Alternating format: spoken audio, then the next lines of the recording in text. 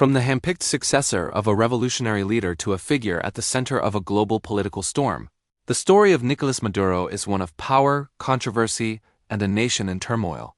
How did a former bus driver rise to become the president of Venezuela? And what's the truth behind the viral rumors of his capture that have swept across the internet? Today, we're diving deep into the facts, separating them from the fiction, and exploring how misinformation can shape our understanding of world events. Nicolás Maduro's political journey began long before he took the presidential oath. He was a trade union leader, a staunch supporter of Hugo Chavez, and a key figure in the Fifth Republic movement. His loyalty and political acumen saw him rise through the ranks, serving as foreign minister and later as vice president. When Chavez's health began to fail, he publicly named Maduro as his chosen successor, urging his followers to support him. In 2013, following Chavez's death, Maduro narrowly won the presidential election, officially stepping into the shoes of his charismatic mentor. His early years in power were marked by a commitment to continuing Chavez's Bolivarian revolution, a socialist project aimed at redistributing wealth and empowering the working class. We see him here in archival footage, addressing massive crowds, promising to uphold the legacy of El Comandante. But the Venezuela Maduro inherited was already facing significant challenges. The nation's economy, heavily reliant on oil exports, was a ticking time bomb. When global oil prices plummeted, the foundation of Venezuela's social programs and government spending began to crumble. This triggered one of the most severe economic crises in modern history. Hyperinflation soared to astronomical levels, making the national currency, the bolivar, nearly worthless. Basic necessities like food, medicine, and clean water became scarce. Images from this period show empty supermarket shelves and long lines of people, waiting for hours just to buy a loaf of bread. The human cost has been immense. Millions of Venezuelans have fled the country, creating one of the largest displacement crises in the world. This mass exodus has put immense strain on neighboring countries like Colombia, Brazil, and Peru. The economic collapse fueled a deep political crisis. Opposition to Maduro's government grew, leading to widespread protests and civil unrest. The international community became deeply divided. Countries like Russia, China, and Cuba continued to support Maduro, while the United States, the European Union, and many Latin American nations recognized opposition leader Juan Guaido as the legitimate interim president in 2019, following a disputed presidential election. The U.S. imposed heavy economic sanctions on Venezuela, targeting its oil industry and government officials in an attempt to pressure Maduro to step down. These sanctions, while intended to weaken the regime, have been criticized by some for worsening the humanitarian crisis for ordinary Venezuelans. The political landscape became a stalemate, with two men claiming the presidency and a nation caught in the middle. The division ran so deep that it fractured international bodies and turned Venezuela into a flashpoint for geopolitical tensions between global powers. It's within this volatile and highly polarized environment that the internet rumor mill went into overdrive. Suddenly, headlines began to appear on social media platforms, blogs, and messaging apps. Nicolás Maduro captured. These claims often came packaged with dramatic, out-of-context images or videos, suggesting a secret military operation or an internal coup had successfully overthrown the Venezuelan leader. One version of the rumor claimed U.S. special forces had apprehended him, while another suggested he was captured by a rival faction within his own government.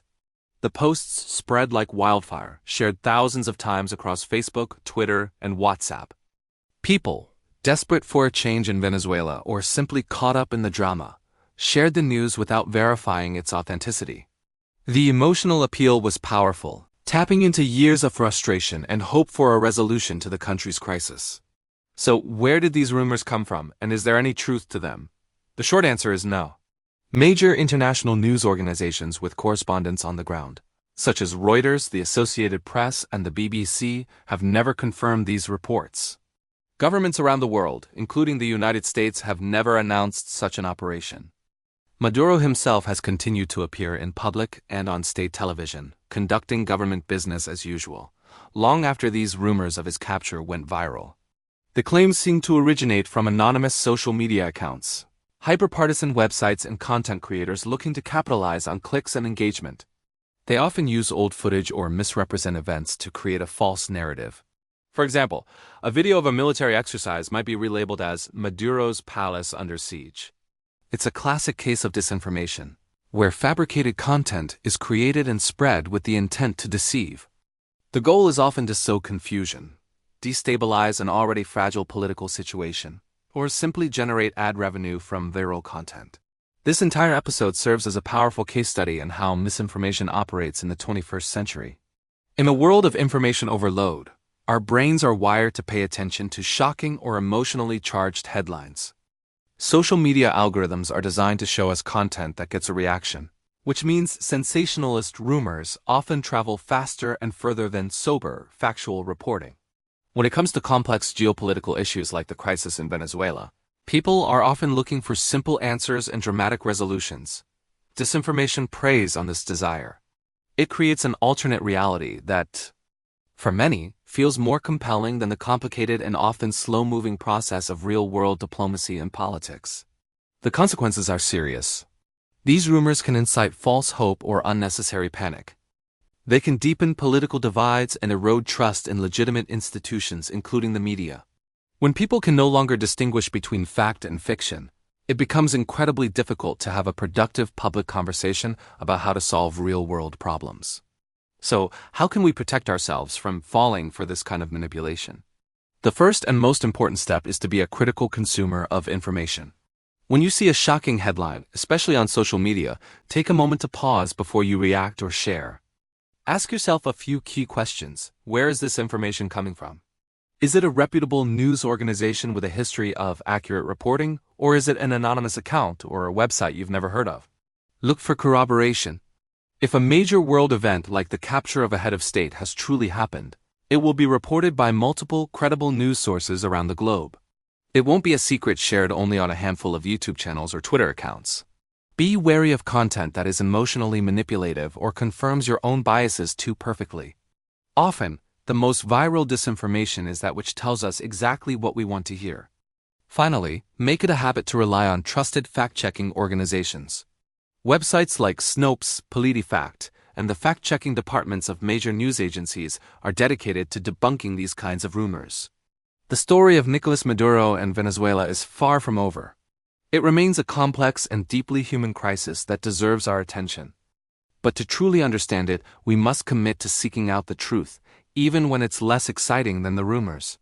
The digital world is full of noise, but by being mindful and critical, we can learn to tune it out and focus on the facts. It's our responsibility as global citizens to question what we see, verify what we read, and resist the allure of easy but false narratives. Thank you for joining us on this deep dive. If you found this analysis helpful, please consider liking this video and subscribing to our channel for more content that separates fact from fiction. And remember, in an age of information warfare, the most powerful tool you have is your own critical thinking. Stay informed and stay skeptical.